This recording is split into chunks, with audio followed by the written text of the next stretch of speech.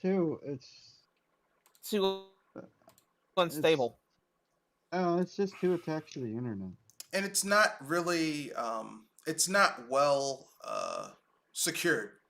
Because like if Regulated. Uh, well, okay, for example, if a bank gets knocked off, um, it's federally insured. So if a bank gets robbed, the people who had their money in there that was stolen, they're gonna get their money back.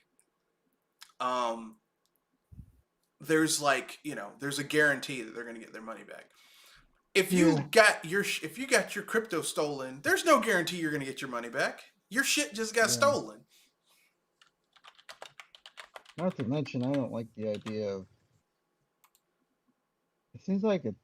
I mean, the way I understand it, seems like the currency is kind of pretty public, so a lot of people can see what's going on. Not really. I think that's Like crypto is the equivalent of buying gold coins, except they aren't like a physical good. It's like a digital. It has a digital footprint.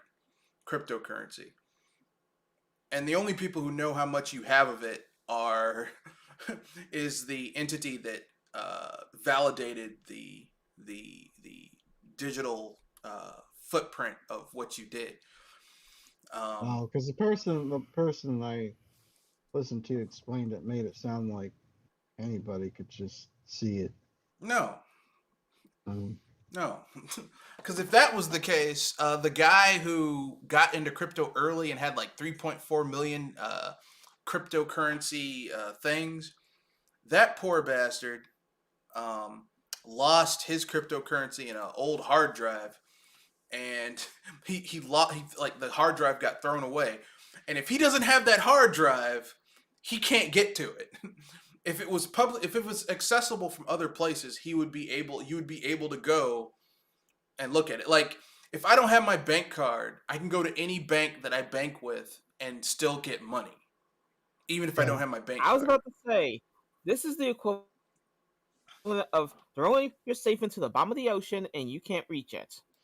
I mean, it's not to that level, but it's similar in that you just don't have access to it. Like crypto, I mean, that's kind of the problem with crypto is just maybe digitizing money probably isn't a good idea. Well, no, completely digitizing it. no. Yeah, I mean, this is one of those times I agree with you, Kenoshi. Seriously. it's not digitizing money isn't a bad idea because I mean, I mean, for it's like or dislike, we're moving more towards an I get electric currency age I with get real that, money. But but the I was thing is saying that there are securities in place that there's no with regulation for it. electronic transactions that you don't get from crypto. And because those aren't in place, stuff like this can happen. I'm not saying digitizing money is bad, but relying solely on digital money doesn't sound like a particularly great idea. Oh yeah. Oh yeah. I agree. But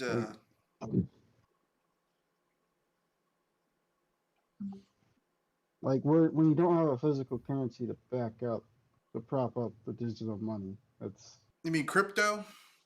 yeah, Yeah, that's it. well, I mean, like Yeah, I said, because crypto isn't secured. There's no big country that's willing to put their economy behind crypto, and they shouldn't because like how you get crypto is too energy intensive, and it's not, it's just Environment is safe.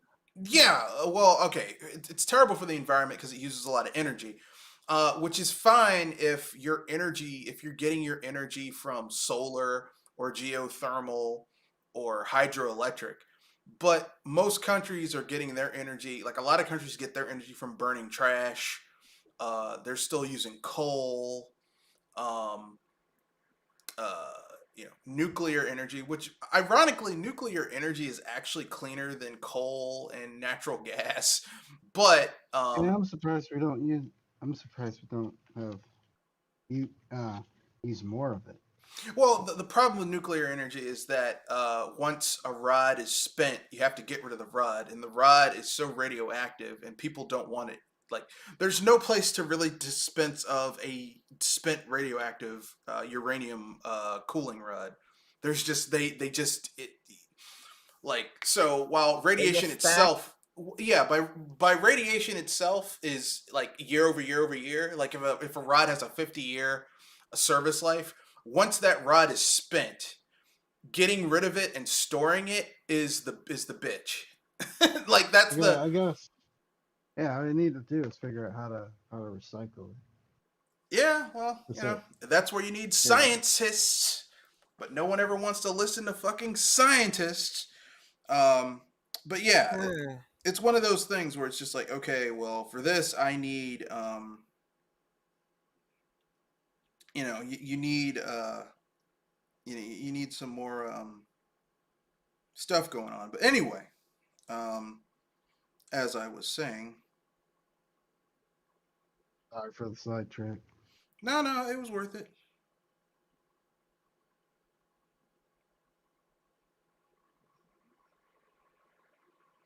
um so yeah, as I was saying, yeah, the big thing is just that crypto is just like kind of like a it's I mean, it's an unsecured currency. It's like okay, if you go to jail, the big currency in jail is because they're not allowed to have actual money.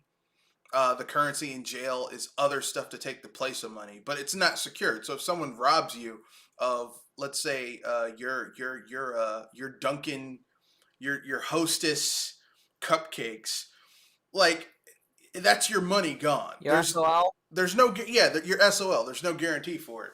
There's no like recourse aside from you finding the person who stole your Hostess cupcakes and beating their behinds. Inject them too. That's the only thing you can really do. And if they quickly disperse it once they steal it, your SOL, whatever you had, those cupcakes would have kept you from getting taken advantage of in a prison shower or getting shanked. But someone stole your supplies, so now you're just SOL. Well, I mean, that's basically kind of like the currency isn't really secured. There's no country that's willing to put their money behind it. I mean, you have smaller like second tier countries bordering on third tier in some cases saying, well, we'll put our stuff in crypto, but it's like it's not there. Now, is that to say that in 25, 30, 40, 50 years there won't be another form of currency that's electric? There probably will be, but right now it's like when people first came up with the first vehicles. Like the first cars were not great. The first computers were not great. Like the first home computers, trash. Have you ever seen an Apple One? It sucks. um, the Commodore 64, the Pet is a piece of trash. I was about to say that those things are Stone Age. The VIC items. 20, okay, but that stuff had to exist so that the better stuff could come out later on. But back to Bobby and his shares. Yeah, Bobby is gonna cash out, and he's gonna get in his helicopter and fly away. So what are your guys' thoughts on this, Bobby Kotick? Basically, I'm happy and sad at the same time. Happy that Bobby is not getting his golden parachutes, but sad that he's still getting his good payments in before he leaves. I mean, he's just cashing out. Like if I had a publicly traded company and let's say I had like 10,000 shares, and there were like 20,000 shares of the company, and someone bought me out and said, we're selling the company. I'm like, okay, fine then. And then I cashed in my 10,000 shares. Even if I didn't have a golden parachute, just me selling those shares on the market, that would be like, That's money, especially if the shares are Yeah. valuable. Like if the shares are, let's say the shares are are $1,000 per share. And if they're $1,000 per share, and I sell,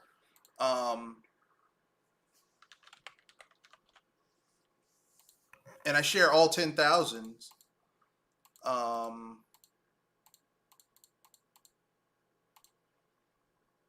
I will have made $10 million. So, I mean, that's not bad. Bobby has 39.5 million shares. So he's gonna make around $390 million. I mean, that's an ungodly amount of money for someone who ran a company for 30 years into the ground. I mean, okay. Under Bobby Kotick, Activision has had unprecedented growth. They made some great games. They made some terrible games. They made some IPs. They made IPs that really shaped the industry. But I mean, what was the cost? You know. You know. Yeah. Like Now I never was that into Activision, so to me, I'm just like I don't really care. But there's a really good YouTube video from Bellular News that I linked in the chat that you guys might want to go watch that goes more in depth about some of the stuff that was going on. But before we move on from this topic, I just have a few things. Now, Activision Blizzard said that Microsoft approached them last year, and the way they said it made it sound like Microsoft approached them in like January, February, March of last year.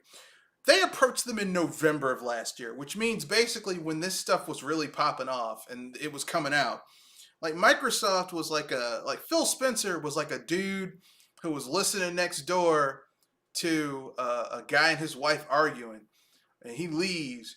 And then Phil Spencer's like the dude who slides up to her door and knocks on the door and like, "Hey, baby, I heard your man's not treating you right.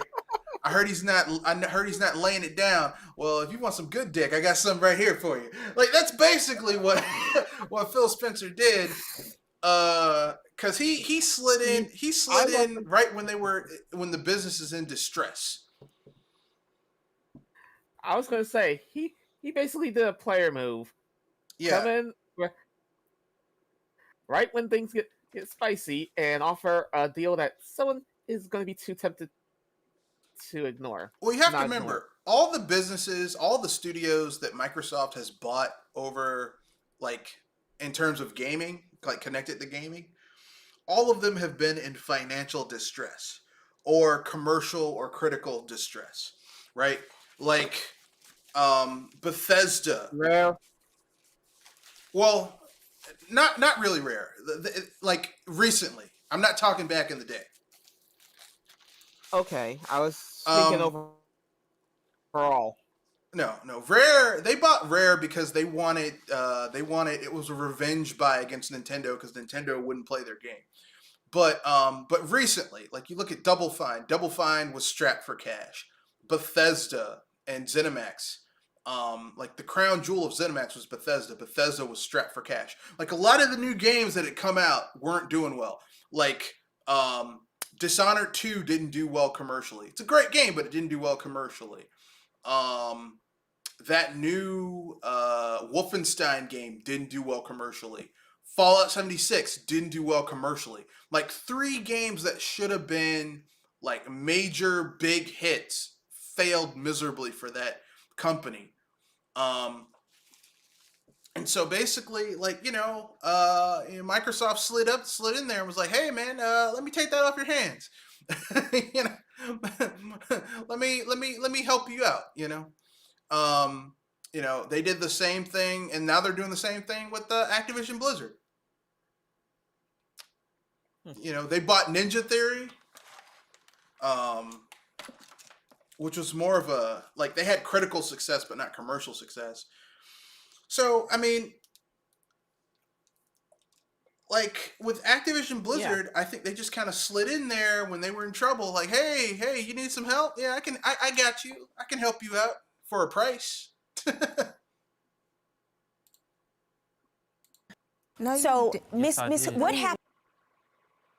But what do you guys think about it before we move on to the next topic? Huh. I see good and bad with this.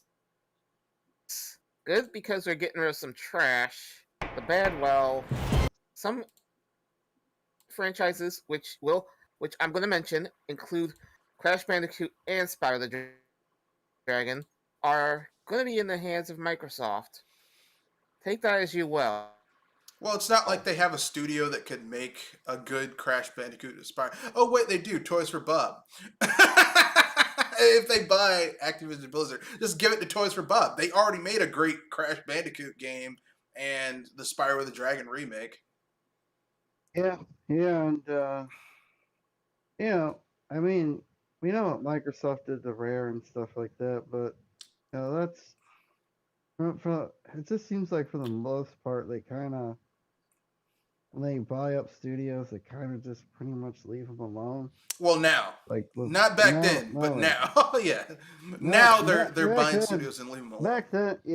Back then they did a lot of meddling, which didn't Didn't fare help. well for them. Yeah.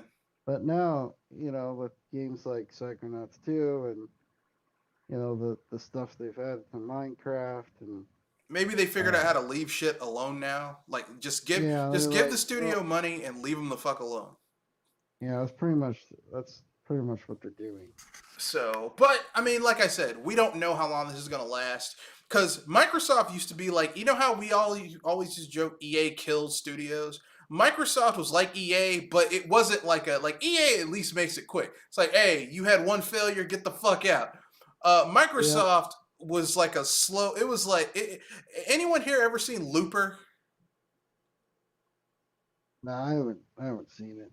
Well, there's a scene in Looper is this film about it's set in a dystopian near present, like slightly in the future, near present, where the economy in the U.S. sucks. So some enterprising people have figured out that they become loopers, which is basically a hitman. Where this is it's a Rian Johnson movie, so the storyline's a little convoluted, but it's well directed. But basically, in the future, murder is illegal. Like, if you kill someone, they find your ass immediately.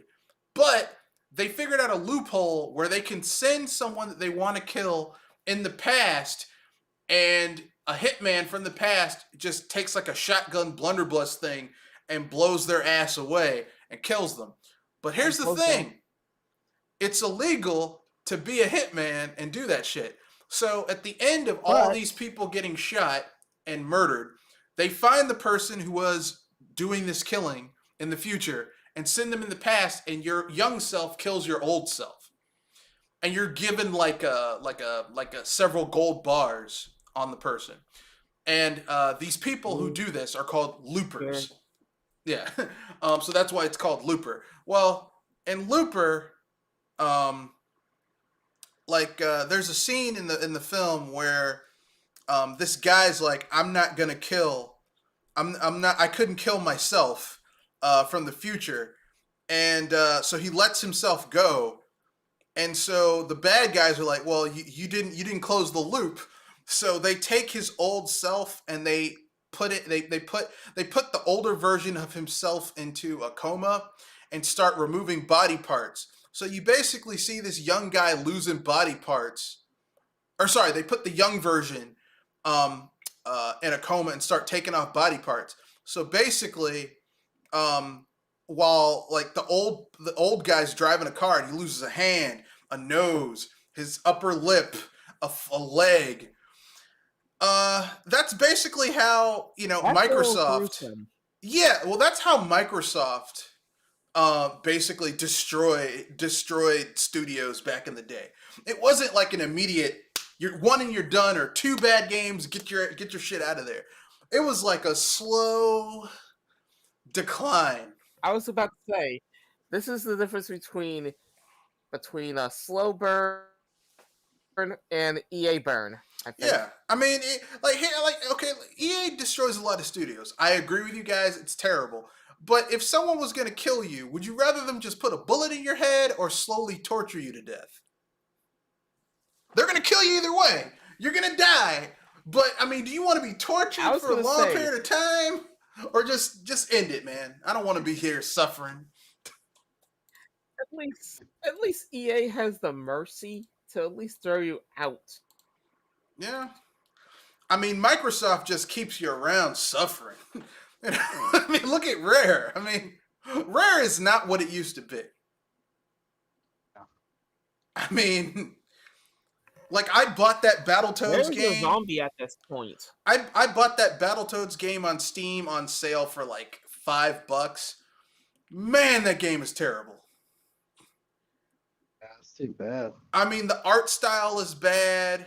The gameplay is underwhelming. The music sucks. Yeah, the art style is pretty terrible. They fucked up the Black Queen. Like, okay, let me explain what the Black Queen is supposed to look like. Okay, Black Queen Battletoads. Isn't she kind of supposed to look like a hot dominatrix? That is correct. She is supposed to look like a hot dominatrix. No! Oh no! I remember. Oh no! Please tell me that they did at least some service. No. Oh no. She looks okay. This is here. I'll screen share this so you guys can see it for yourselves because this is some embarrassing shit. This is some WTF. This is what she looks like. This is what she looks like in the new game. Like, this doesn't even, like, who the fuck is this? Okay? Yeah.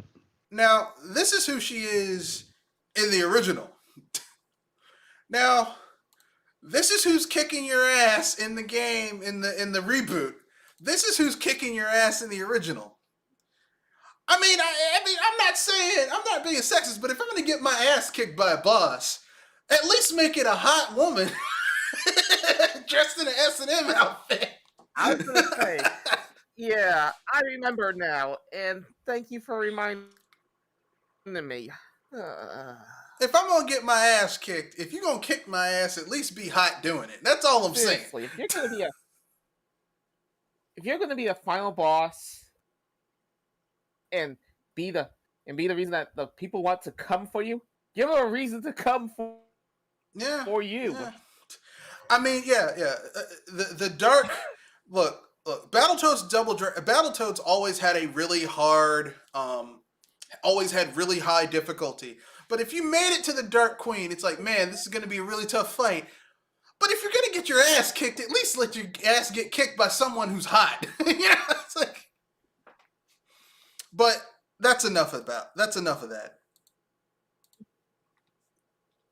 So as you guys can see, it was not fun. She was not attractive whatsoever in that new game. As a matter of fact, she looked kind of like shit in that new game.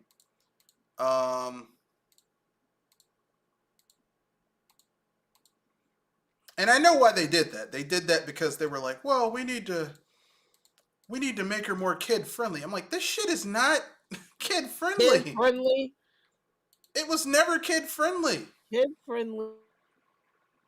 My dark chocolate rear end. Who the thinks that? I'm sorry. I'm trying to keep my fury down a little. I mean, seriously, who the thinks that villain like that needs to be kid friendly? I don't know.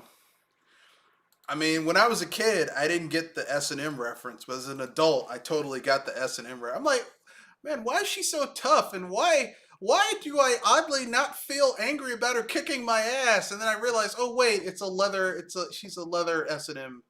Yeah, it's a S&M. She's a leather clad S&M dom mistress beating the shit out of people. It's kind of weird. Anyway, so at least Microsoft hasn't really been the bastion of, you know, not destroying things. Typically speaking, you get one or two good games from a studio, and then, you know, then it kind of goes down the doldrums. 343 is different because 343 started off bad because they did Halo 4, and I thought that game was Yeah, underwhelming. People were What? not happy. People were not happy with that game. Well, what they should have done was just started an entirely new trilogy in the Halo Yeah. series. Like maybe move it forward 100 years to a different time and just start from scratch. But instead, they're like, we want to have our cake and eat it too, and we're going to imitate Call of Duty and make it not like Halo anymore, which was just stupid.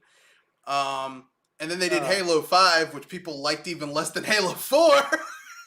The reason Cortana, one of the reasons, because that was the reason Cortana was the way she was because the director of the game was having problems with his own mother, suffering from dementia. So it's just kind of like, oh, maybe Maybe that don't shouldn't get have- personal with your program with your game design.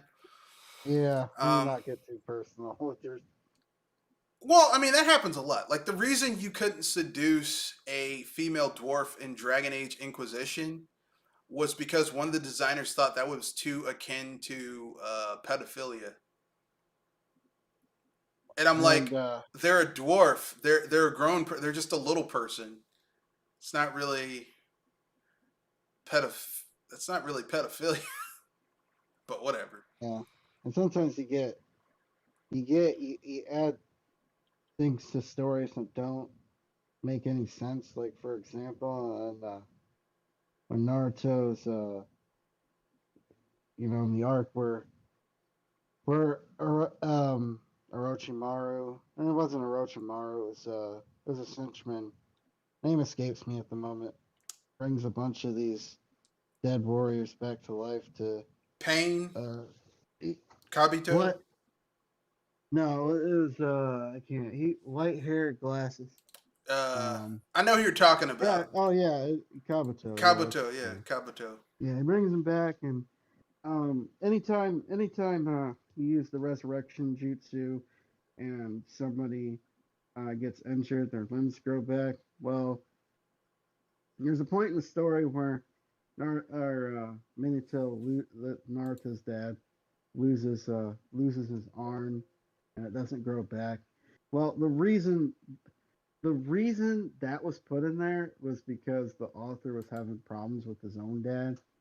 And it's just kind of like that's just kind of weird, because it never is explained why it doesn't grow back. So sometimes you get people that do things like that.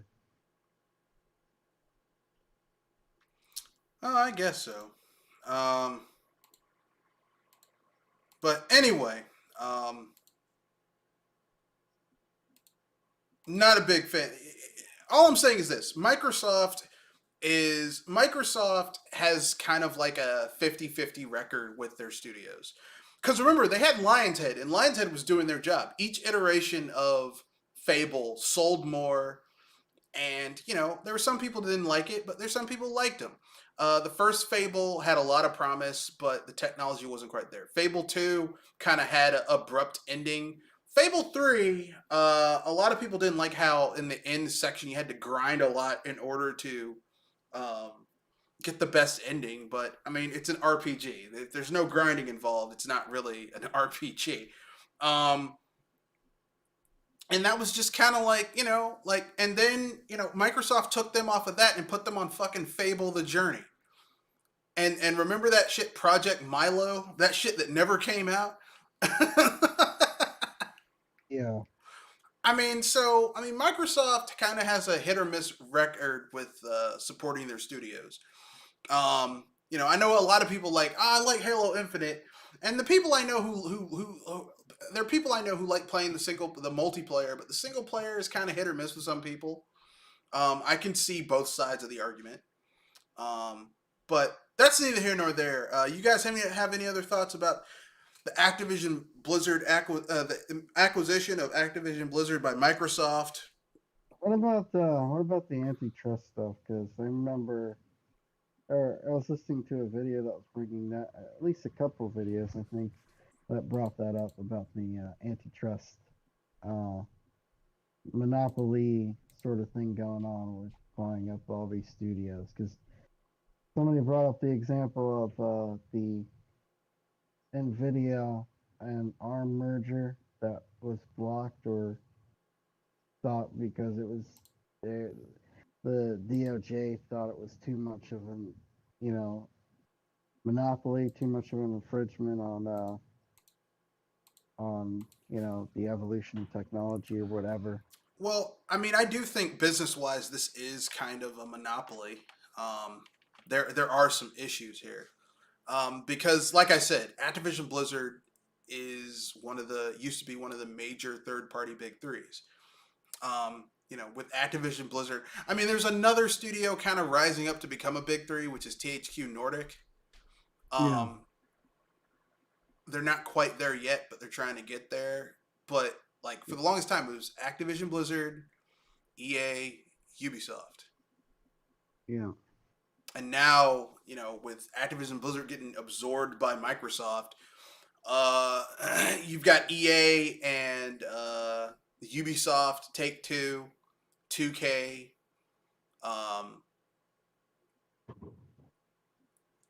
and THQ Nordic. I mean, it's not good. It's not good in terms of a monopoly and just having all that content under one roof. It's like when Disney bought Fox. That's not really. DOJ didn't stop that. Yeah, but you have to remember that wasn't a Department of Justice thing. That was the business. That was the fair trade thing, and that was under the last administration that was very pro business and didn't have any regulations for businesses at all. Remember that? Like any old bullshit for business they could get through. Hey, you don't need environmental regulations. Dump that arsenic in the water. Who cares?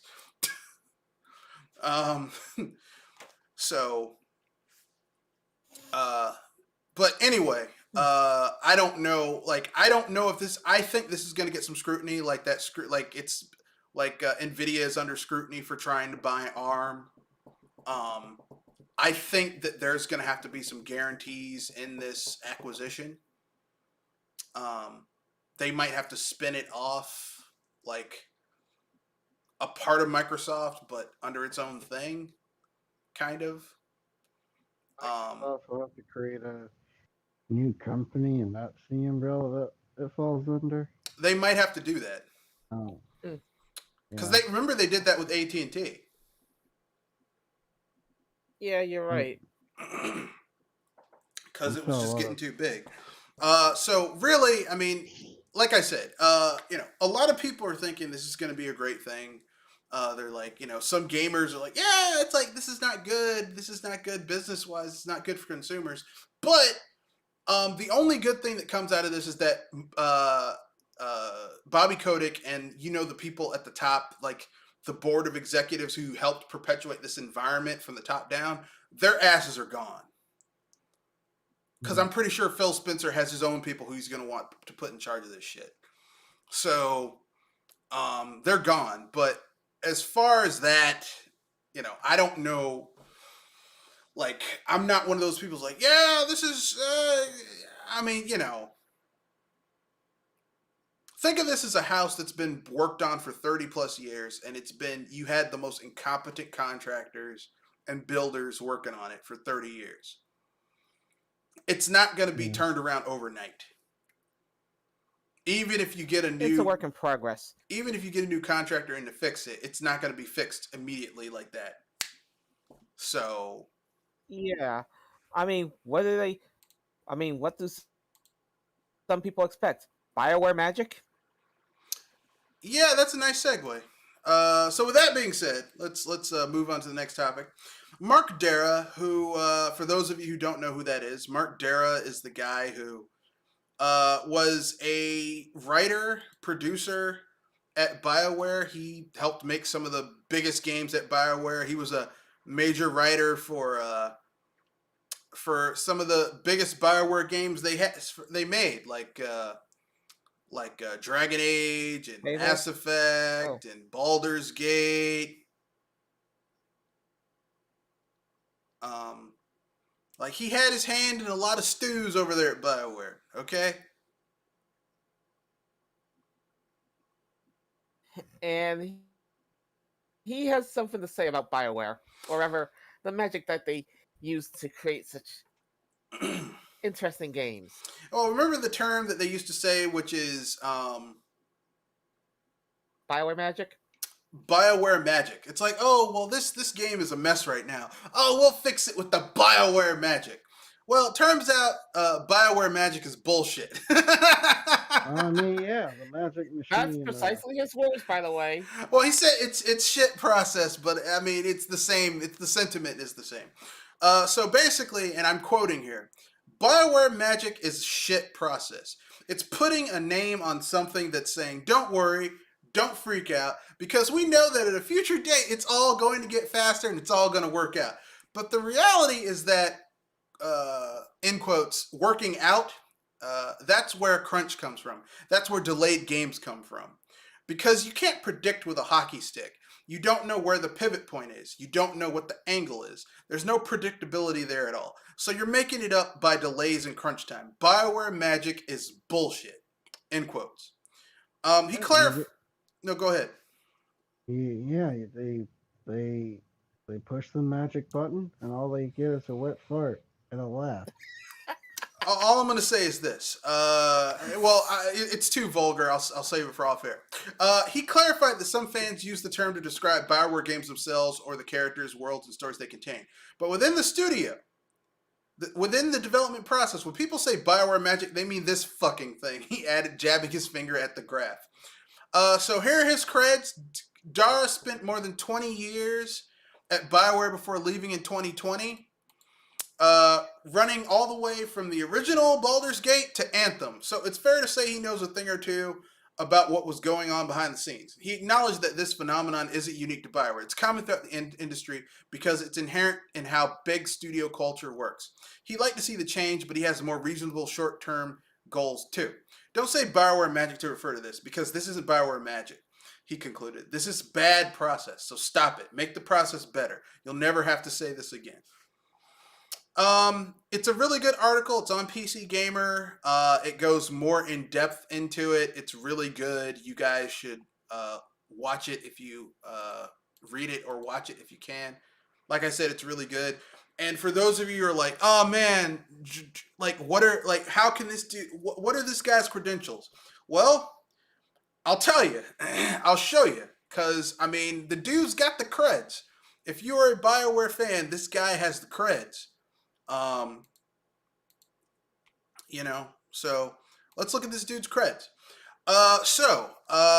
Let's see here.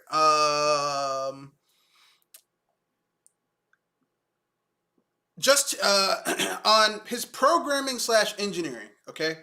Baldur's Gate, Tales of the Sword Coast. He was Baldur's Gate 2, Shadows of a Moon. Baldur's Gate 2, Shadows of all of the Baldur's Gate 2 games, he was a lead programmer on. Except for the original Baldur's Gate, he was an additional programmer. Neverwinter Nights Gold, he was a programmer. Jade Empire, he was the lead programmer. Baldur's Gate, the 2 enhanced editions, he was a programmer on those games. Sonic Chronicles: The Dark Brotherhood, he was on the core design team. He was also a project director. What? Yeah, he was surprised there when you think about it. Yeah, he was also the project director. Dragon Age Origins, he was the executive producer. Dragon Age Origins Awakening, he was the executive producer. Dragon Age 2, all the Dragon Age 2 stuff, he was an executive producer on. Dragon Age Inquisition, he was an executive producer on. How many Dragon Ages do he have? He Oh. was a part of it for the entire thing. I think that was his baby. Dang. So basically, and that's just like the stuff he was a programmer or executive producer on. He also gets thanks for Dragon Age Legends, Dragon Age Origins, Dragon Age Journeys, Mass Effect Andromeda, Heroes of Dragon Age. Like basically, this guy has had his hands in all types of stews at the company. So this guy has lived it, you know? He's been in the shit, as they say. So this guy knows what he's talking about. And I mean, like, he's been a part of the heights of BioWare and the lows of BioWare. He's been on both sides of the coin. So what are your guys' thoughts on it? You agree, disagree, yay or nay? Yeah, there's no such thing as BioWare magic. It's a cute little PR term to Tagline? tagline for Crunch. To make Crunch sound better than it actually is. Yeah. Congratulations, you're not going to see your family. You're going to work 12 hours a day, and by the time you get home, you're just going to pass out and not really interact with your family for the next 3 months. Magic! You might work yourself to the point where you die in this chair. Oh, how wonderful is that? Abracadabra! and the CEOs are going to give themselves bonuses, and you're going to get a pay cut. Yeah. Well, I remember the big thing at BioWare was people working so hard that they had, like, after a game was out, they had to take like a medical vacation. Basically, they had to take medical leave and like for like 2 or 3 months just to get back to normal. That is not normal. People shouldn't work like that. Yeah, you work yourself to death. That's basically burning the candle.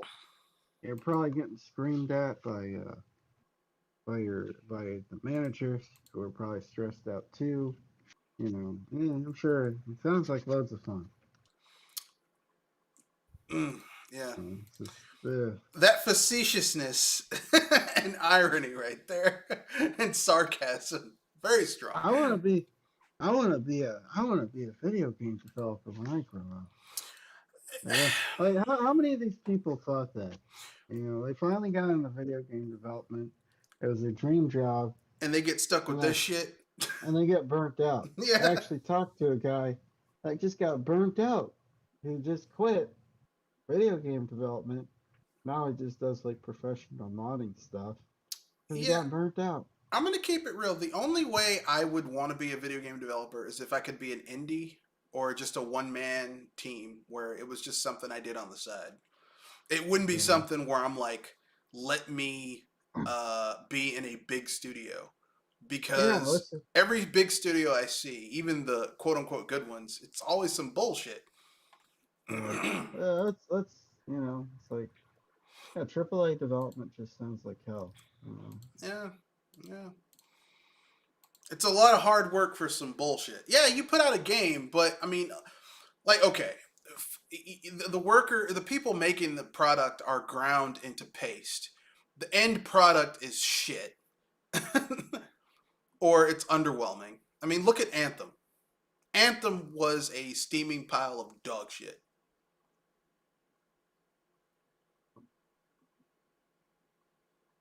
And I don't think anyone would disagree with that assertion. Not even BioWare. Right? That game was Anthem was built around the concept of someone flying around in an Iron Man suit, basically. Like, that was their big. And here's how fucked up Anthem is. They put a cooldown on the suit, so you can't even fly indefinitely. Yeah. You can fly for a certain amount of time, then you gotta land and let your engines cool down. It's stupid. Isn't modern video games so the only way that you could wonderful? I was about to say, the only way that you could get around that is by being near water or or diving in water. Yeah, you dive in the water that cools your jets. But I'm like, this is stupid because that's just bad design. They should have made it like, and this is just me looking out looking from the outside in. If they had made it so that your more powerful weapons can only be used when you're on the ground, that would have made more sense. Because then it's like, okay, I can chip away at this dude, but it's going to take a long time, and more enemies are going to spawn. It's going to make the fight harder. So you kind of have to like use your flight for mobility to get out of a sticky situation, so that you can continue doing more damage. Now we're going to put it on a cooldown. That's just a really bad game design. Yeah, I mean, if anything, give it would at least make the armors more varied and more complex to think about. Like one does better with air combat, but terrible at the ground combat. That kind of idea. Yeah, but Right? like I said, the game was built around flying around, but they put an arbitrary limit on it, so you couldn't fly around a whole lot. Yeah, I mean, Anthem, like BioWare has made 2 games that really should go into textbooks if you're in game development about how not to make a game, and that's Dragon Age Inquisition and Anthem. Anthem was just so. I mean, that game was busted. I got it because I wanted to play with a couple of friends wanted to play it, and that game was just so. That game was so buggy. It was. What, It was a mess. Andromeda or Anthem?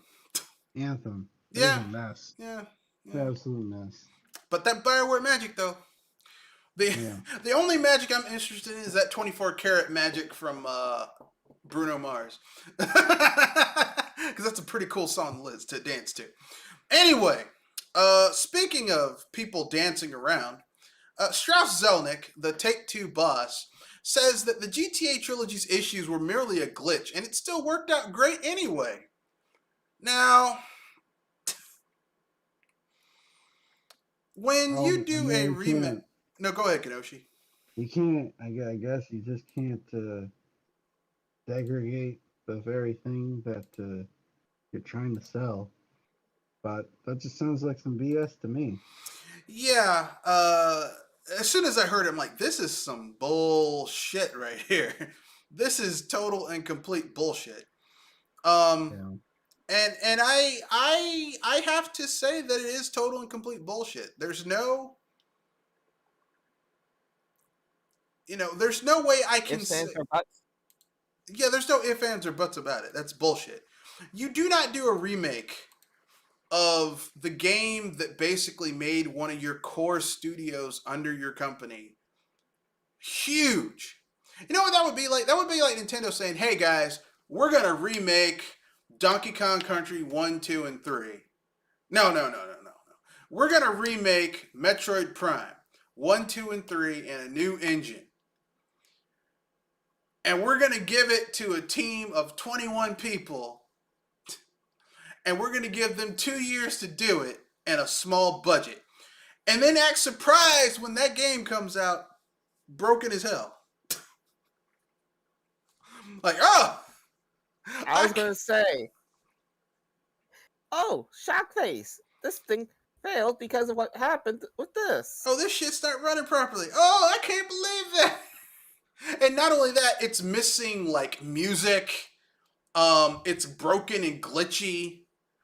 Aiming doesn't work. There's, like, weird mini games that are just gone. Wait, aiming doesn't work.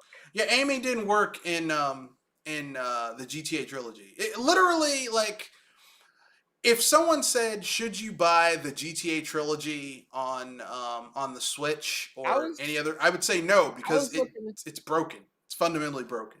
Yeah, I was trying to say, shooting in a GTA game is not rocket science. It's never been good. It was broken.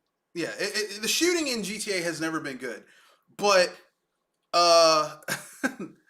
shooting in Grand Theft Auto, like, there isn't a Grand Theft Auto game where combat, aside from the only combat in GTA games that's kind of fun, is if you have a melee weapon and you run up to someone and you beat the shit out of them with it. Guns are kind of, The only guns that kind of that's the thing. I know that guns are not good in GTA, but when the aim is that terrible that even the gunplay, which is terrible, is worse. Yeah. They did a remaster that has less content, plays worse, and has more glitches than the original game. That is fucking embarrassing. Fighting in GTA is like trying to fight in water, and yeah, it's like trying to fight in water. Like it's not that great. It's not that bad. Have you ever seen like little kids fight? Like really little kids, where there's like no form, they just wail away. That's how fighting is in GTA. It's just like, I hope I hit something. Yeah. It's kind of not very good, but yeah. So basically, they charged $60 for a game that was fundamentally worse than the original and was missing content, played worse, had more bugs and glitches than the original game. If you call that just a few glitches and it's great, then to each his own. I disagree, but my stupid ass bought it for $50, so oh well. Yeah, I'll say that I was already iffy with Rockstar, Take-Two, and seeing this makes me glad I didn't get on that boat. Well, no one would have thought that they would have fucked up the core games that made them who they are. It's like someone saying, hey, this place is called Margot's Famous Pizzeria, and Margot has won 3... And the pizza got screwed. Yeah, Margot has won 3 blue ribbons and 2 Michelin stars for her pizza. And she's like, we're gonna remake the original recipe, and you go there and the pizza's fucked up. You wouldn't expect that a place known for its pizza has won awards for its pizza to recreate the original recipe and fuck it up. You wouldn't expect that. You would. It's like basically how GTA, how Rockstar, how Take-Two allowed and Rockstar allowed Grove Street Games to fuck up the GTA remaster trilogy is like how Microsoft let 343 fuck up the Halo Master Chief Collection. Because remember how that game, how the multiplayer on that game didn't work? The one thing that's really important in Halo is the multiplayer, and the shit didn't work for the first 2-3 years that game was out. So, this isn't unheard of. It's just kind of like... Yeah, it's pretty embarrassing for your flagship title. Yeah, your flagship title, okay? What made you what you are. It would be like Nintendo re-releasing their 3D Mario games, and they're fundamentally running like shit on the Switch. Now, to be fair, they aren't like optimized or remastered or anything on the Switch, but they're there. What you see is what you get. It's basically a port of the shit you've been playing. But they didn't fuck that up. If you can't even get your basic shit right, you've really fucked up. And that's what happened with Rockstar. They're like, oh yeah, Grove Street Games and Take-Two. But to pretend like this is just, we just had a small hiccup. I'm like, for real? If that's a small hiccup, I hate to see what a big hiccup is like.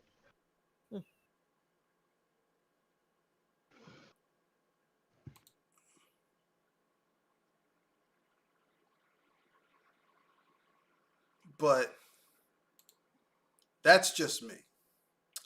But with that being said, let's keep it moving.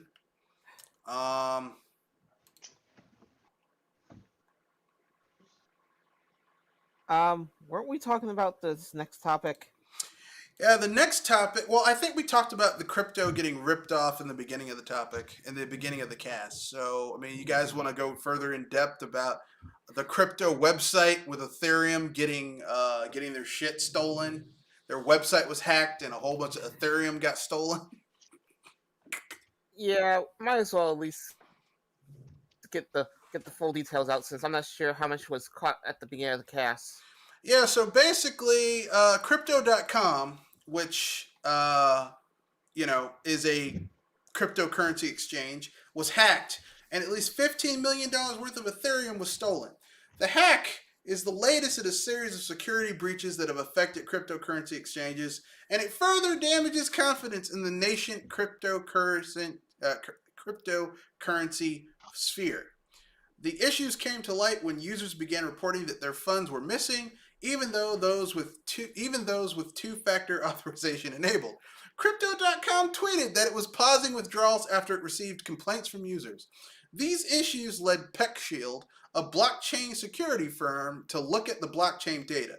It discovered that at least 4,600 ETH is being laundered. That's Ethereum, is being laundered through Tornado Cash, which is an Ethereum privacy protocol that breaks the link between source and destination addresses. The hack is noteworthy as Crypto.com isn't an obscure exchange, but one of the largest of all, with a 24-hour volume of over $3 billion, which is around that of Coinbase. Interestingly, Crypto.com hasn't officially confirmed a hack. To its credit, the company has promised that the users' funds are safe. The company is investigating internally and is expected to release a report or detailed statement in the coming days. It's also taking steps to harden its security infrastructure.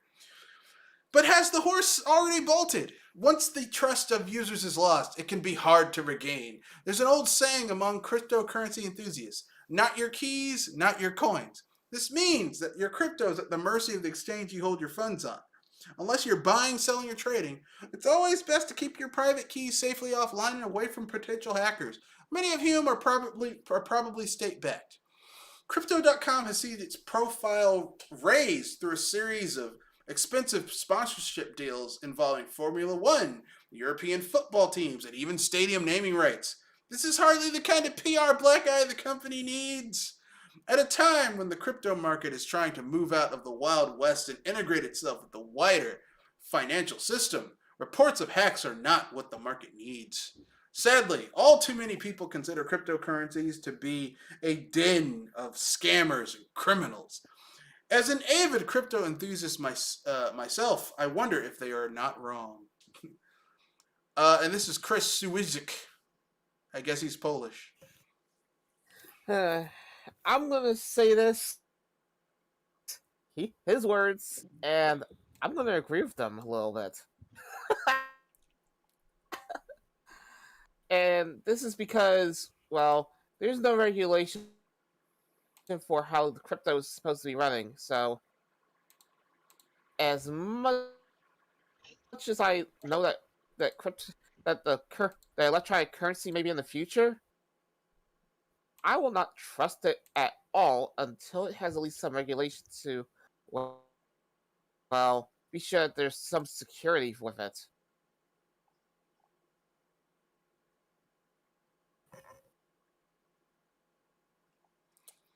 I don't know about that, but I'm just saying, like, here's the thing. Cryptocurrency cannot be secured like cash or other electronic transactions can. First of all. Second of all, this Crypto.com hack, I think that was done internally. I don't think that was someone from the outside. I think that was someone that worked there and stole that money. Yeah, I mean, a lot of hacks. And you wonder why happen because somebody already has keys to the data. And you wonder why it was saying. And you wonder why I said until it's regulated. Because if it was an inside job, that makes this even worse. I mean, not really. Because, I mean, when you hear about banks getting robbed, a lot of the times there's an inside man at the bank who's helping them rob it. That's just anytime you're dealing with a lot of money. Anytime you see a major heist or money getting stolen, the first thing you should look at is someone on the inside.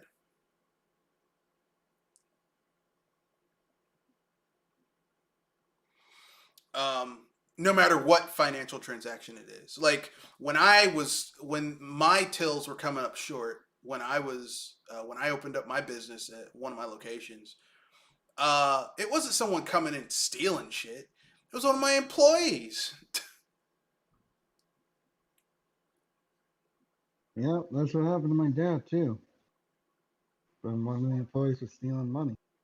You know, like a lot of people like to think, oh no, no, it's like really if someone robs you, they're not going to get that much money because so many transactions are electric. It's a bank to bank transaction. It's a business to bank transaction or a personal person to bank transaction. There's really not that much money in the till, but like someone just walking up to an establishment isn't going to know that there's not a lot of cash in the actual business. It's it's strictly electronic. But if someone works there, they know how to get into the system and change the routing number and have money go someplace else when it should go someplace else and entirely different. So that's all I'm saying. Um, I'm not against crypto, like I said. I just think it's not there yet. And the people who are like, we need to put all this money into it now. I know what they're thinking. If they get it on the ground floor, it's going to be worth something in the future, and they'll make a lot of money. But Yeah, you're that's taking like trying risks to right play the now. that's like playing the stock market, and we all know how that runs. Yeah, but the stock market has securities and securities bound with it. So if people do shady shit, ostensibly in theory, there's recourse for that. There's things in place to prevent shadiness from going on. None of that exists for cryptocurrency. Yeah, There's no reason SEC why. for cryptocurrency. There should be, but there isn't. Yeah, as I said, until there's some kind of regulations to help you with cryptocurrency like that, I'm staying out of it. All right. Anyway, anything else you guys want to add before we move on to the final topics? No, I'm good. All right. So I our think final that topics. I think we deserve something sweet. We got some fun topics here, and the fun topics are. Okay. The first fun topic is, Banjo Kazooie is coming to the Nintendo Switch tomorrow. Huh. That- If you if you're if you're an expansion pass player, this is probably a good time to keep in mind what you're getting with the expansion pass. But if anything, it's a good addition to it. I wouldn't know about Not that, but I mean, there you go, folks. I Banjo Kazooie. I was going to say that's not a big addition. I mean, it's not a big bonus, but it's an addition. I mean, like here's the thing: Banjo Kazooie is a great game, but if your only additions are going to be drips and drabs here and there, it's underwhelming. That's all I'm going to say. But if you're a Banjo Kazooie fan and you don't have that game on anything else, like you don't have a Xbox with the rare replay collection where you can own the game, and you want to pay $50 to rent it for the year, there you go, folks. Banjo Kazooie on the Switch.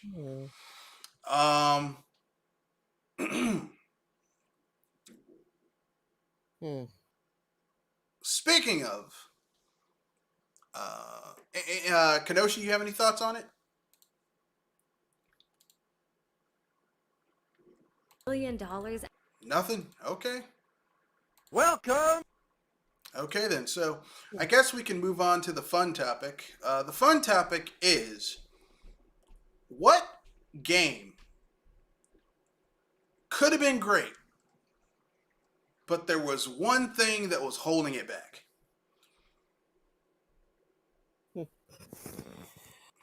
And this is from my personal collection, but I say DK64. All right. It's a grand game, a lot to work with, but I'll just say right now, they overstuffed this with too much stuff to grab. Too much busy work. Too much stuff to grab, but yeah.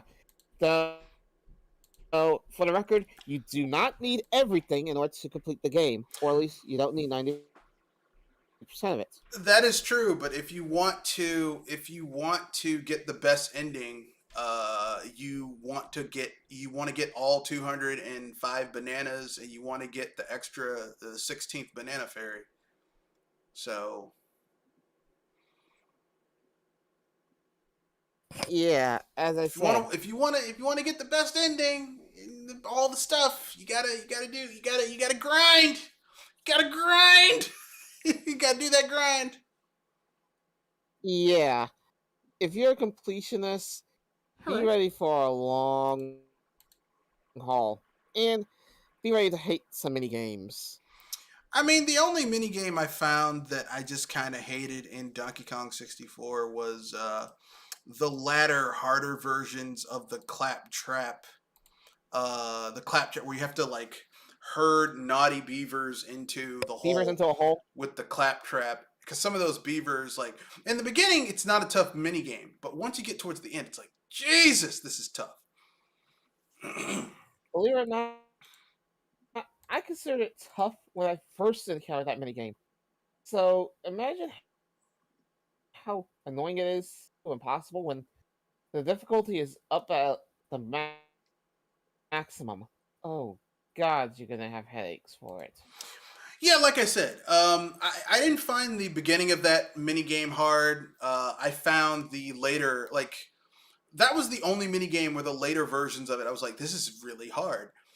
Just because, like, the beavers move so quickly, and as a claptrap, They move so irrationally. well, no, they just move very quickly, and you have to basically you have to memorize, you have to realize how they're going to move when you snap your teeth as the claptrap, so that they'll run into the hole themselves, versus you trying to herd them like you did on the lower levels. Once you figure out the gameplay mechanic behind it, it's not that hard. But like, you know, I'm saying this as someone who is played the shit out of Donkey Kong 64. So a lot of those mini games I used to find frustrating when I was younger. I'm like, meh, it's not that bad now. It's one of like Donkey Kong 64 is one of those games that kind of grows on you the more you play it. If you just have to get past the frustration level, but for some people they don't want to get past that, and I could very much understand how that would be. This could have been a great game, but I will agree it's a little too grindy. There's a little bit too much. Yeah. Though, Extra though, shit they force you to do. at least if anything, I at least tried to do some of those mini games before I nearly ripped my hair out. No, I get it. I'm just saying. I mean, I can like sometimes when people say this game is overrated, I'm like, come on, man, that's just your biased opinion. With that, I can legitimately understand why some people be like, okay, I'm not feeling it. Totally understandable. Yeah. What about you, Red? Okay, I have two games where I'm like, this could have been great, except for one thing is holding it back. The first one is a 16-bit game for the Super Nintendo called Jurassic Park. Now, Jurassic Park, in the 16-bit era, there was two general gameplay philosophies for game design. I mean, game design philosophies behind games. You could either have a game that was one genre, but it did that one genre really, really well. Okay? Like your Contra. Contra is a shooter.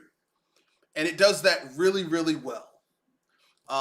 Super Mario World is a platformer. It does that one thing really, really well.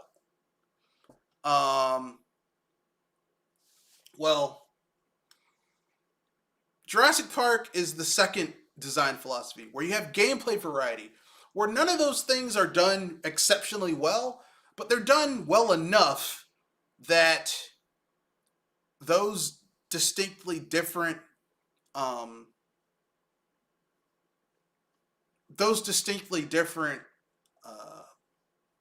gameplay models come together to be slightly better than the sum of their parts, and you go with it. And for me, like, I've played Jurassic Park, the Sega Genesis version, that was more like a platformer and a shooter. It was like a Contra clone almost. And then I played the Jurassic Park game on the SNES that was kind of like a top-down Legend of Zelda type thing, where you play as Dr. Grant and you could get different weapons. But then when you went inside of buildings, it turned into a first-person shooter. And then there was also some adventure shit going on where you like had to go into computers and like change the way power was coupled into certain areas to open up gates and close certain gates to shunt the T-Rex into certain areas of the field. Regulators. We regulate any stealing of his property. We're damn good too. But you can't be any geek off the street. But Yeah, I think. no, go ahead. Go ahead. My game was Dragon Ball Z Kakarot. It would have been more interesting if they would have, instead of the big thing that's holding that game back is the fact that they rehashed the Dragon Ball Z story for the 50 millionth time. What, you don't like the alternate reality stuff? What, you don't like the Trunks DLC? That DLC is awesome, bro. Oh, I haven't played that. I'm just talking about the mainline story stuff. I'm sure the alternate reality stuff's interesting, but the mainline story stuff was kind of underwhelming. I don't know, underwhelming. Like it's like, oh, I mean, okay, so we get to fight Frieza again. Yeah, but it's called Kakarot. It's. I mean, come on, man. What did you expect? I don't know. I mean, it's called Kakarot, man.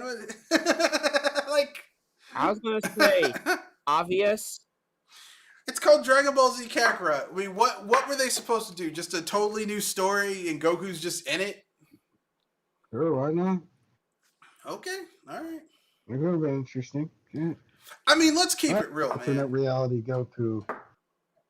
Everyone, instead of a different sort of set of scenarios. I don't know. You know what? That probably would have been interesting. Personally, I would like to see a game that basically took the Dragon Ball Z mantra and split it off and basically like, what if? Yeah. Well, what if Goku died, never came back, and Gohan had to take over? I'd be cool with that. Oh, yeah. Or even better, Maybe what if they did a spinoff where Gohan, like at the end of the Cell Saga, and Goku never was brought back, so you had no Buu Saga, no GT Saga, like it just became its own thing. That would have been cool. And like, what if this happened? Because they're never going to explore that shit in like mainline Dragon Ball Z. But I guess my problem is I have come across I've come across videos of people talking about Dragon Ball Z fan fiction, and some of that fan fiction sounds way more interesting than stuff that's happening in the mainline story. So I get it. Oh well. I get Whatever. it. That is an instance where someone's like, yeah, this is kind of bringing it down.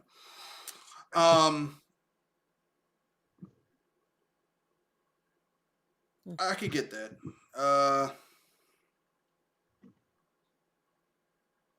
Jewel, you have another one?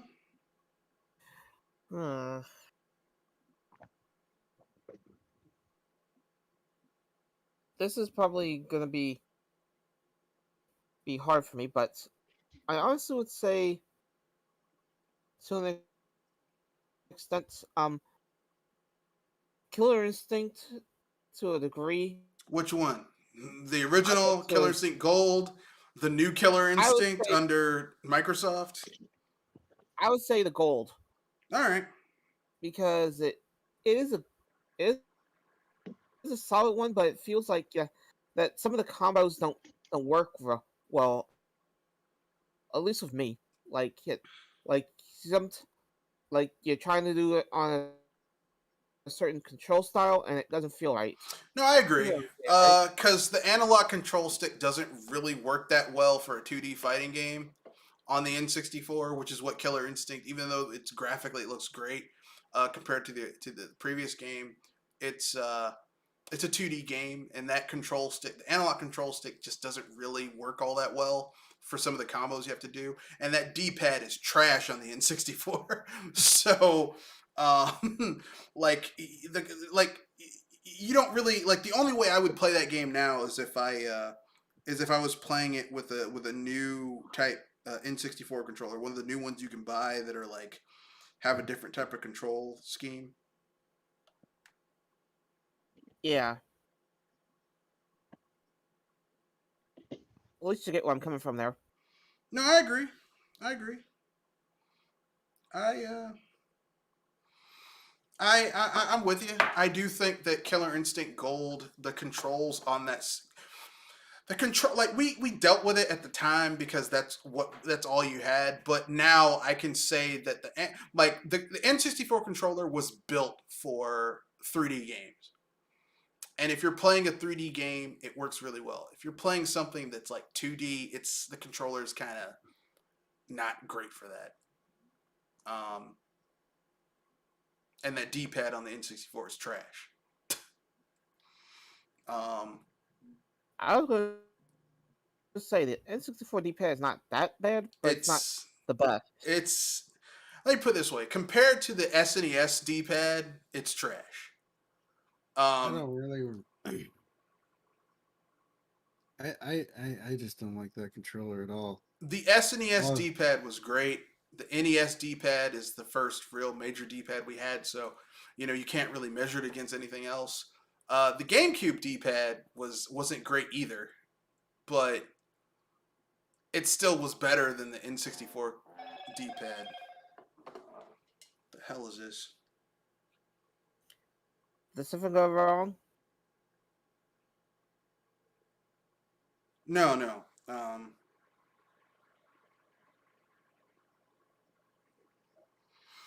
No. Someone sent me a message. Okay. I got a new phone. My old phone, the screen cracked, and it basically was going to cost me it was going to cost me more to replace the screen than what the phone is actually worth, so I just got a new one. Yeah.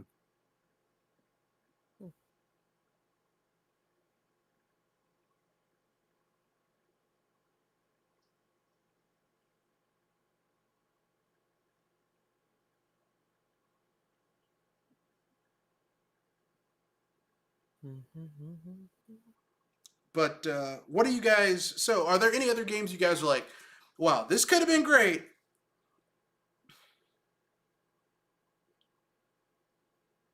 but this is holding it back?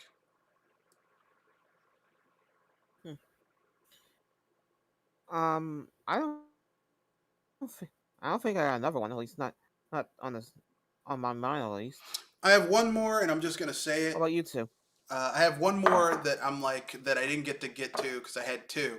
First one was Jurassic Park. I think if it had a save point, because the game has a lot of gameplay variety. You've got the action adventure, you've got the first person shooter, you've got the overhead action.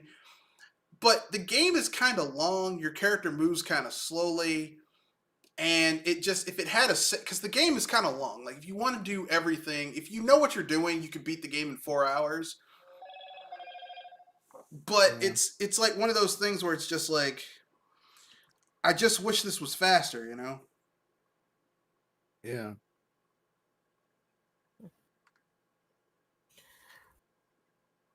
Oh, I just realized I do have one more.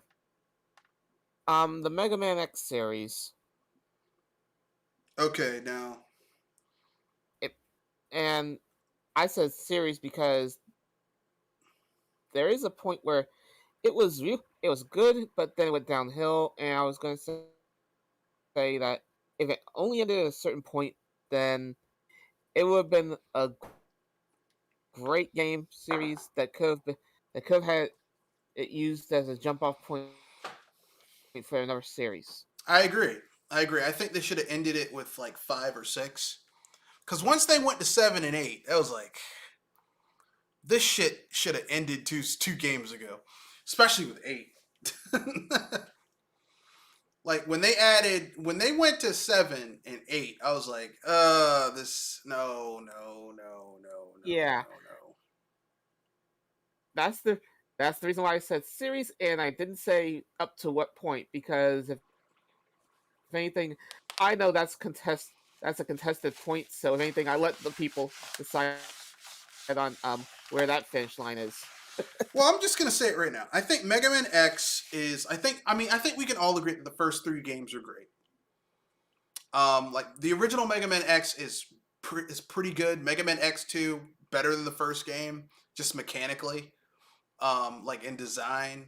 Mega Man X3 is where they started to kind of. It's like okay, they're running out of steam a little bit, but it's still overall a good game. Then they jumped to the 32-bit to the PS1, and Mega Man just got a little too. It's like I like the cel shaded graphics. I don't like this like Mm-hmm. the graphics are too nice for a Mega Man X game. When they went to the PlayStation, but I still ran with it. I'm like okay, I'll go with it. But the better the graphics got on the X series, the worse the games played to me.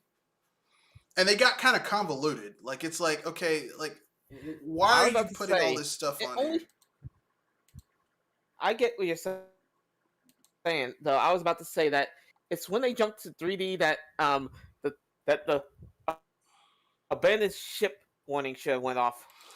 Yeah, it got really bad at that point. But especially 7 and 8.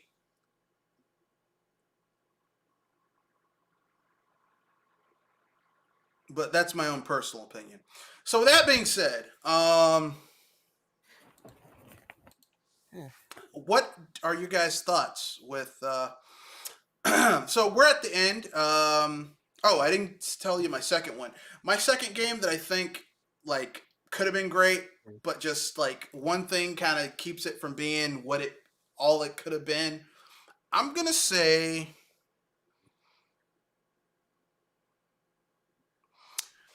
and I know this is gonna be kind of controversial, but I have to say it. I think the original Final Fight for the Super Nintendo, the port that was missing, um, Some character guy. stuff. Well, it was missing guy in a stage. I think that if Capcom had just sprung for more memory, they could have put the whole game on there. Cause you look at other games that came out later on in the life cycle of the Super Nintendo that were way bigger than Final Fight and had all the content. So I just think that it's still a pretty good game though. But it's just if it just had more memory, they could have had everything on there. I could agree. The only thing that keeps me from fully agreeing with you on that is that I haven't played Guy in Final Fight. Well, he plays like Cody, except his hits don't do as much damage, and he has less overall health. Like, the whole point of Final Fight is that the three characters have three different playstyles. Guy is the fastest, but he's got the lowest amount of health, and he has the longest combos, but his individual hits do less damage. Cody is kind of like the balanced The character. mobile guy. He's balanced. His He's special. Okay, I see. So Cody's like Ryu. Cody is like Ken, except faster. No. No, And Ken and Ryu functionally in terms of gameplay mechanics are the same. Guy and Cody aren't the same. They're treated like they're palette swaps of each other, but they really aren't the same. Um, like I said, Guy is like a ninja, Cody's like a brawler, and Hager's a wrestler. So Hager's the slowest. He has the least. He has the shortest combos, but he hits the hardest. Plus, his grapples are insane. This dude can do a suplex. He can do a power bomb, a lariat. Mike Hager, a headbutt. Mike Hager is insane. Like, if you want to just fuck dudes up, Mike Hager is your man. Guy is all about that speed. Like, he's all about, like, he can do a wall jump, which, is kind of useless because there's not that many walls in in Final Fight. Cody. I was gonna say, well, okay. Yeah, there's some areas in the game where there are walls, but it's not enough to really, do anything. Then you've got Yeah. Cody, who his little special ability is that he can use knives, which are way more useful because knives have like the second highest base damage after like the Muramasa or katanas in the game. So it's like knives are just like a cheaper, more damaging katana, and Cody's the only one who can use them repeatedly instead of just throwing them at someone. So Cody's like really like an OP character in Final Fight, but that's neither here nor there. I get where you're coming from. But like I said, I think if they just had more memory, they could have included Guy. But Capcom once again being cheap, because a lot of companies when the SNES first came out were being cheap. It's like, oh, we don't need to put enough. We don't need to get a big enough Yeah. cartridge to put all this data on here. I guess we can get to the final bit, which is unpopular opinion. Anything you wanna add for unpopular opinion? This is probably going to be the weird unpopular opinion, All but right. probably something that hasn't came to mind lately. All right. I honestly kind of wish that we had more fighting games like Red Earth, I agree. but at least give us a chance to have more than just 4 playable characters, and maybe give us a chance to actually fight with a friend to take down the bosses. But that's a little bit greedy. So you'd like to Yeah. see a Red Oath 2, basically, with a bigger roster and A big co-op roster of against the heroes bosses. and just yeah. I'd be down with that. Kenoshi, you have an unpopular opinion? No, not this week. All right. My unpopular opinion is this. Well, I have two. The first one is about Activision Blizzard getting bought by Microsoft. A lot of people are like, "Oh man, this is good news." It's like, hold your horses. For me, as I said, I consider this mixed news or lukewarm news. Because Microsoft ain't shit either. They just aren't. They just don't smell as bad as Bobby Kotick. But both of them, both of it is shit. It's just one is far smellier than the other. That's my first unpopular opinion. I don't think that this is necessarily like, oh, well, this is everything has been fixed. No, there's a lot of issues with this company, and it's going to take years to get it fixed. My second unpopular. I consider this to start. Yeah, my second unpopular opinion is this, and it's not about video games. I think that I think that Disneyfying Star Wars is fucking it up. I think them softening things and making it more accessible, more kid friendly is fucking it up. Like when I was a kid,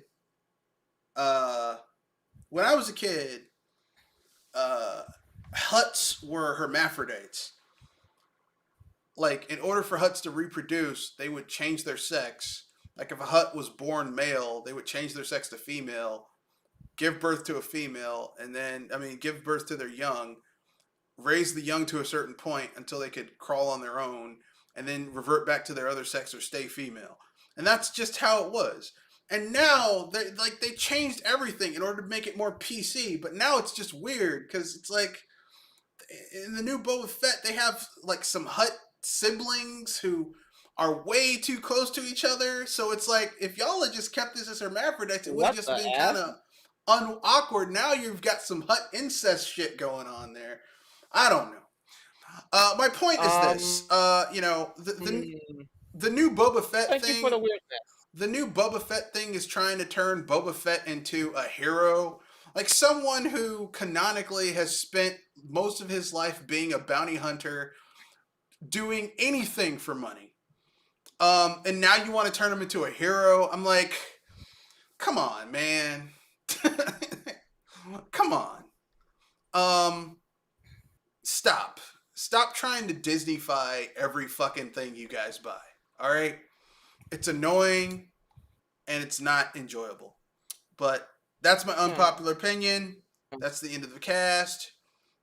Anything you guys want to pimp out before we wrap things up? Huh. Yes, no, maybe so. Okay. I think I'll do this one. Thank you for joining us on the BS Busters Movie Podcast. This is Joey Moonstar, Kinoshi Bonito, and of course, Mr. Fox, owner and proprietor of the BS Busters himself. We will see you Saturday, and if you keep up with us, you'll also see us on Tuesdays. Yeah, check out Project Console at 7:30 Standard Eastern Time on Tuesdays. All right. Peace, good night, and what was that, Jewel? Hype responsibly. Peace.